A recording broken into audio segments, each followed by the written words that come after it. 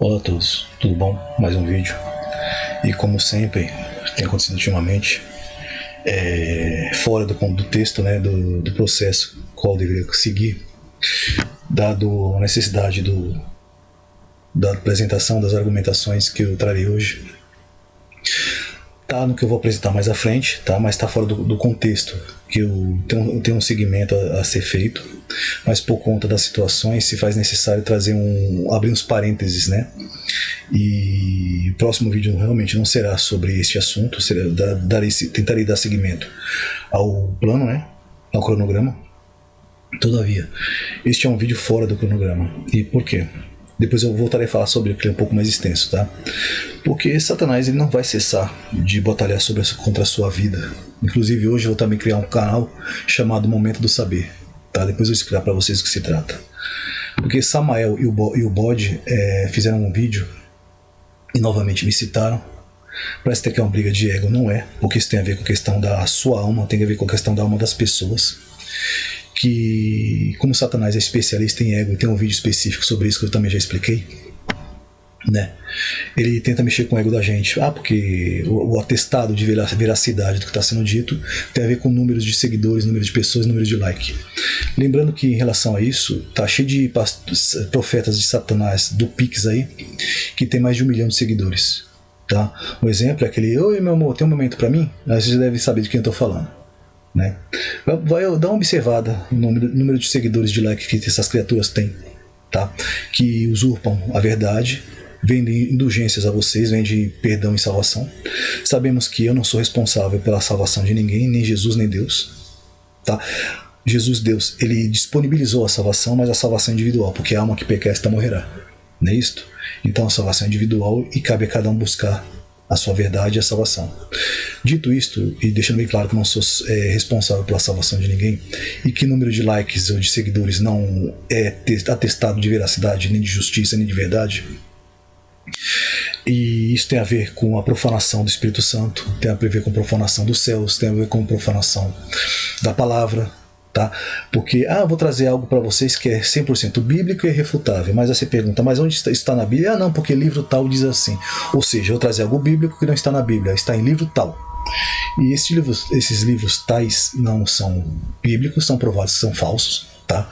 Porque quem estuda sabe que o único livro de Enoque que se pode ler e não se pode tomar como verdade superior à Bíblia é o primeiro Enoque, tá? Os demais, o segundo e o terceiro, são depois de Cristo, né? E não são considerados como verdadeiros. O proto-evangelho de Tiago já foi provado que quem escreveu nem conhecia, tá, da cultura hebraica. É um livro falso.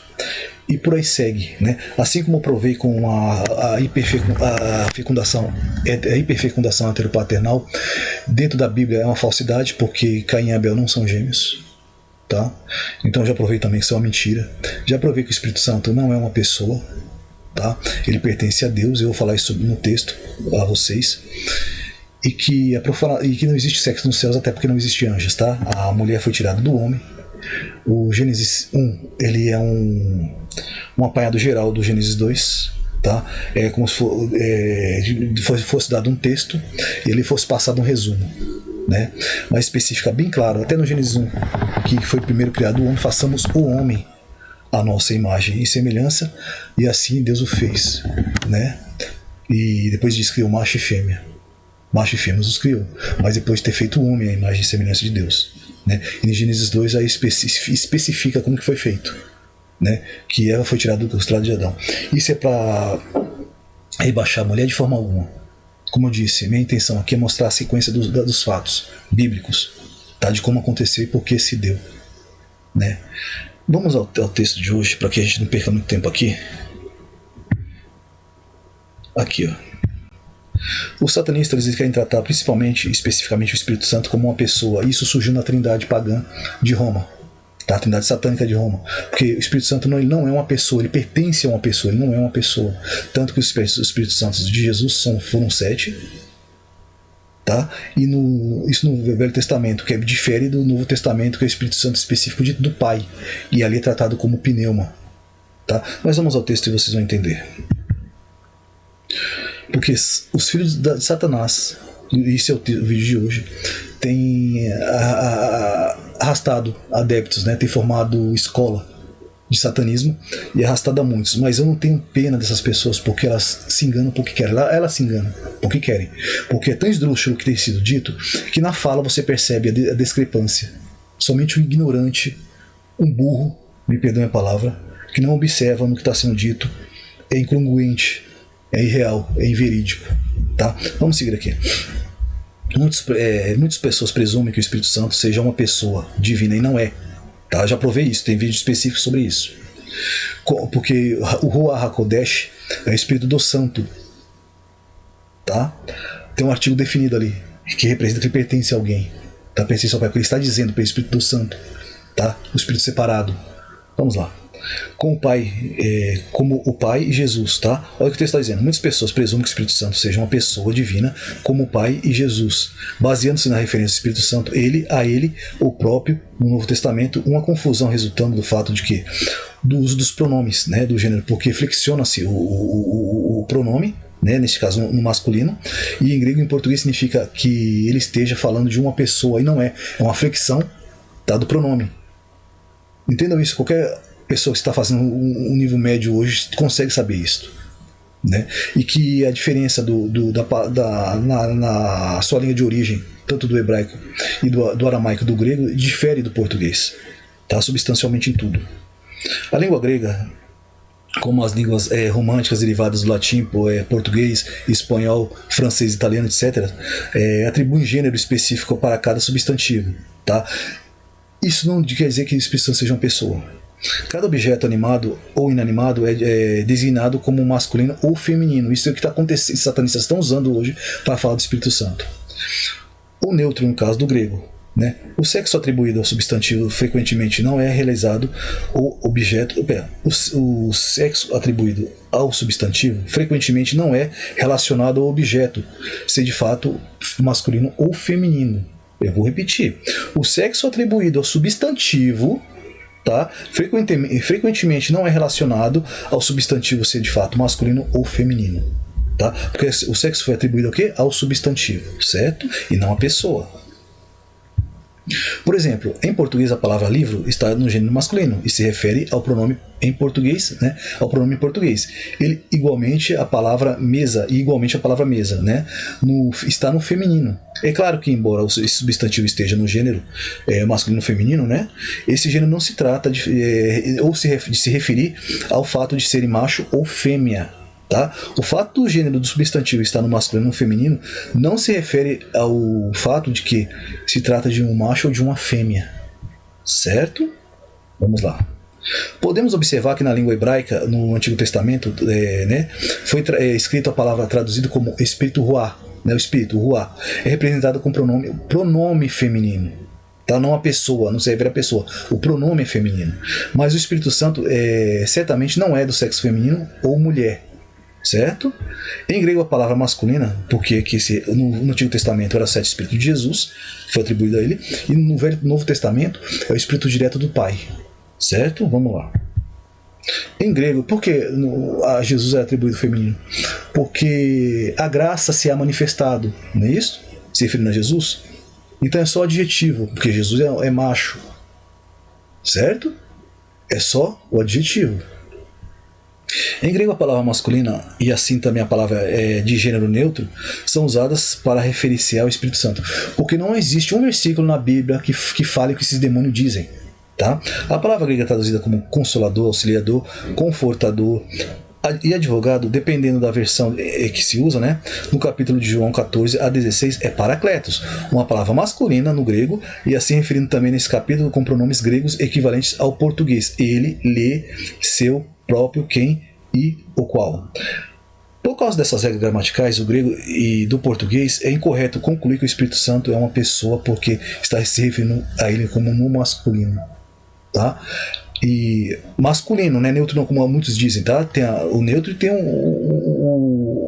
o adjetivo específico, tá? Porque tanto como pneuma, que é neutro, como paracletos, que é no masculino, certo?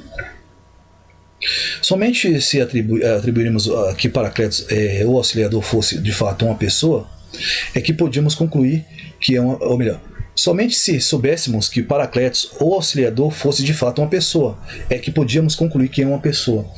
Para que tivéssemos que Paracletos fosse uma pessoa, teria que estar dizendo que está se referindo a uma pessoa, certo? E não a ação, como se refere propriamente dito. O pronome masculino não garante que estamos falando de uma pessoa. E o termo Paracletos certamente não pode se referir a uma pessoa, como disse, quando se refere a Jesus, que é uma pessoa. Tá? É Jesus Cristo em João 1:2. No entanto, o Espírito Santo em nenhum lugar é designado como personalidade. Não existe esse texto na Bíblia, e fica o desafio de se mostrar onde está o texto bíblico, tanto no Novo Testamento, referindo o Espírito Santo como uma pessoa. Tá? A não ser como a falsa trindade o colocou. Além disso, não é absolutamente nenhuma justificativa teológica ou bíblica para que esse termo do Espírito Santo, para se referir ao termo Espírito Santo como pronome masculino. Mesmo em grego, a palavra grega pneuma é traduzida como espírito, mas também é traduzida como vento, sopro, ou no Novo Testamento, né? E uma palavra gramaticalmente neutra, que eu já havia dito antes. Assim, na linguagem grega, os pronomes equivalem ao português que ou aquilo, que são utilizados corretamente quando se refere a esta palavra traduzida em português como espírito. No entanto, quando a tradução de João Ferreira de Almeida foi concluída e impressa em 1753, a doutrina da Trindade já estava sendo aceita há mais de 1000 anos, certo? Então, naturalmente, os tradutores dessa versão, influenciados por essa crença, escolhiam os pronomes pessoais em vez de neutros, tá? Referindo-se ao Espírito Santo em português. Um tal exemplo é o de Mateus, né? 10:20. Né? Onde Jesus diz: porque não sois vós que falais, mas o Espírito do vosso Pai que está. Não diz quem, tá? Que fala. Ou seja, o Espírito do vosso Pai. Um Espírito que pertence a alguém, não como uma pessoa. Tá? Já quebrando muitos paradigmas satânicos aqui. Vamos ao texto de hoje também, quero mostrar para vocês. Onde fala-se que onde ocorreu a rebelião, certo? E falando dos sentinelas, e não de Satanás com Eva. Não existe base bíblica para isso. Vamos seguir aqui. Apresentou-se outra parábola dizendo: o reino do Senhor é semelhante ao de um homem que semeou boa semente no campo, certo? Mas quando dormiam, os homens, veio o seu inimigo e semeou o joio. Né? Que inimigo é esse? Eu vou falar depois. E seguiu o seu caminho, ou seja, semeou o mal ali e se foi. Dormindo os homens, não dormindo Adão e Eva, tá? Dormindo os homens. Depois eu vou mostrar para vocês isso no texto em português. Dormindo os homens. Deixa eu ver se é isso mesmo. É isso mesmo. Vou mostrar esse texto trazendo a tradução específica deles, tá? Para vocês. Que aqui no caso não é Adão, tá? Porque não está no Velho Testamento. No Velho Testamento está no Novo. Certo? Aqui quando dizia: quando dormiam os homens, veio um inimigo e semeou o joio no meio do trigo. Certo?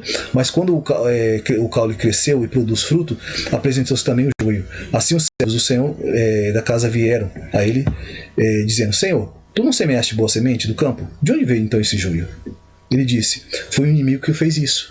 E os servos disseram: quer que arranquemos? Ele, porém, disse: não, para que ao colher o joio também não arranque também o trigo. Vamos ao próximo texto aqui.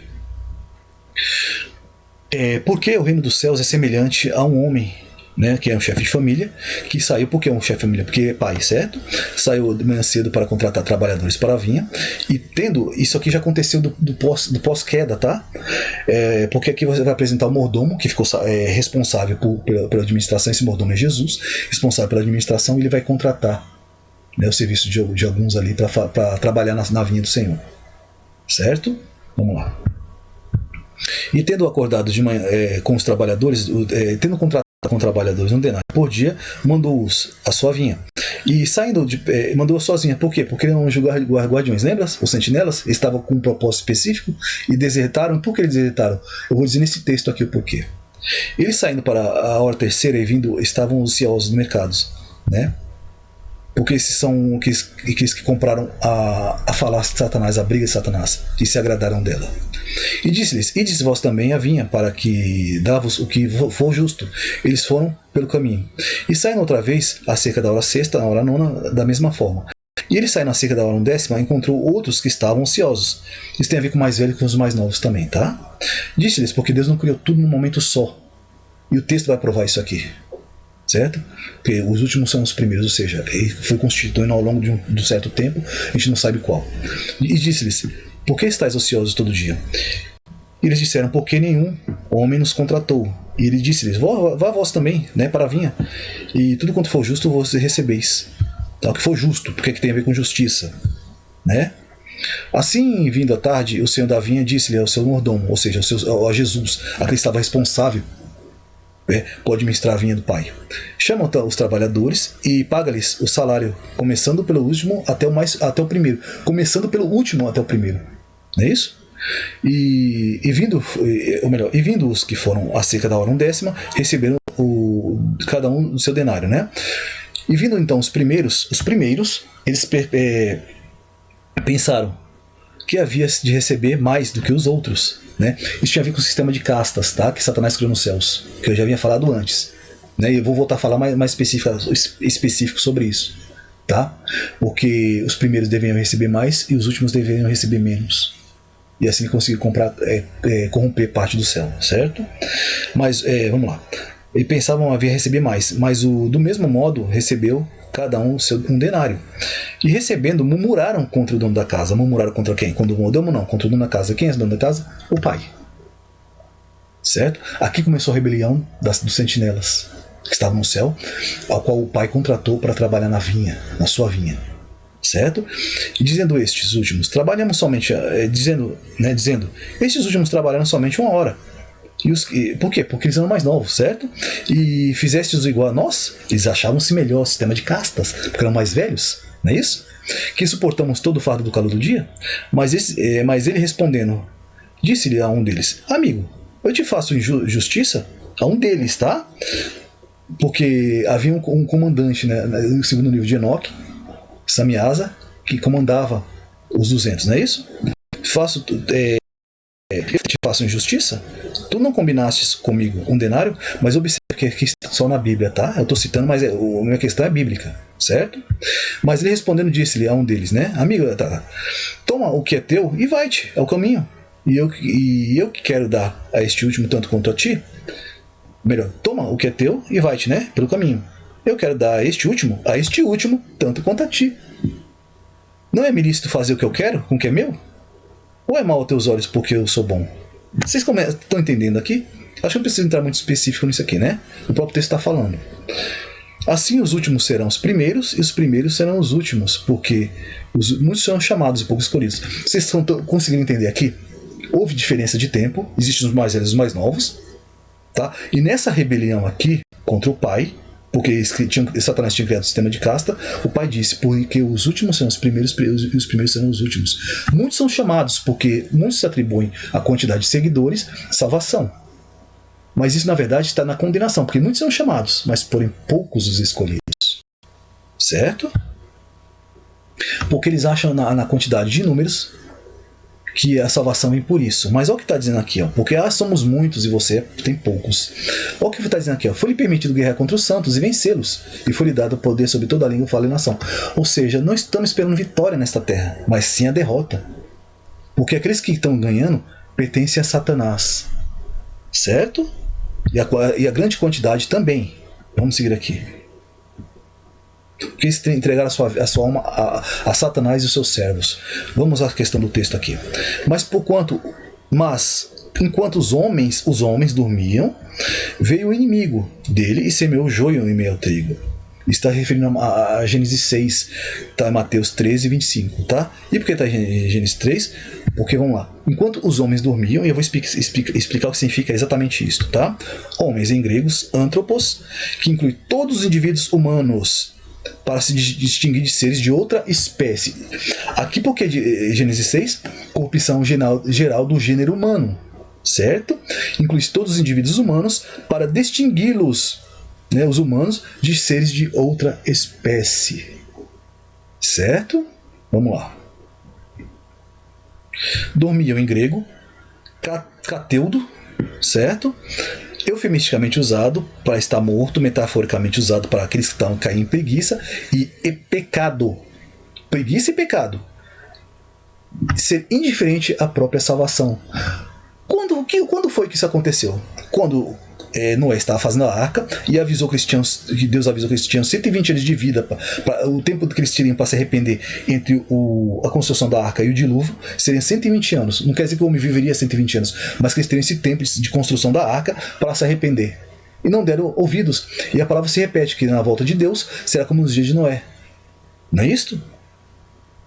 Homens que estão em preguiça e pecado, indiferente à própria salvação. Isso liga diretamente ao texto de Gênesis 6. Certo? Vamos lá. Veio em grego, erkomai, certo? Vir de pessoas vir de um lugar, de outro, usado tanto de pessoas que se achegam quanto daqueles que se estão retornando, parecer, apresentar-se, vir diante do público, metáfora, vir a ser, surgir, mostrar-se, exibir, achar um lugar para influenciar, né? Ser estabelecido, tornar conhecido, vir a ou até ir, seguir alguém, ou seja, vieram de algum lugar, certo? O inimigo, né? Ektros, que é odiado, odioso, detestável, porque não estava falando de pessoas aqui, do texto anterior que eu mostrei para vocês, para mostrar que não é o inimigo que vem de todo lugar, referindo-se a pessoas, tá? A casta santa se uniu à casta pura, ou seja, foi os filhos de Sete que se corrompeu com os de Caim. Não é isto que o texto está dizendo, tá? Odiado, odioso, detestável, hostil, que detesta, que se opõe a outro, usando-se de pessoas que estão em inimizade com Deus, mas não é específico, porque está falando de os homens ímpios que se uniram aos filhos de Deus, certo? A anjos. Porque eu já provei no texto mais acima que é exatamente isso. Pelo seu pecado, opondo-se a Deus, né, na mente, pessoa hostil de um determinado inimigo, alguém que é hostil, do diabo, que é o mais amargo inimigo de Deus. Mas aqui fala que é especificamente Satanás? Não, porque o diabo, se você for buscar nos textos, na tradução, você vai ver o que significa opositor. Isso é todos os espíritos que se opõem a Deus. Certo? Porque no próprio texto está dizendo isso aqui, ó, inclui indivíduos distinguidos de humanos, né? Indivíduos que se distinguem de humanos, de espécie humana, certo? Eufemismo mental porque está em preguiça, que está indiferente à própria salvação, e que vieram de algum lugar, certo? E o inimigo aqui nós sabemos que está se referindo, como eu já mostrei, a Gênesis 6. Não é isso?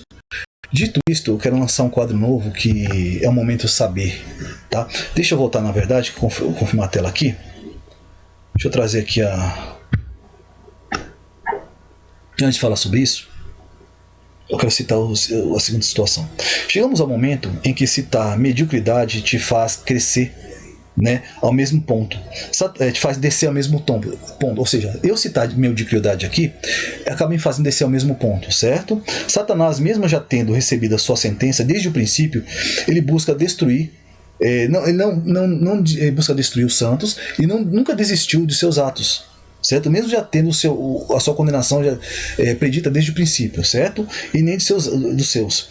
Todos sabemos que o número dos que servem a Satanás neste mundo é muito maior. Uma multidão de satanistas, né, reunidos contra um.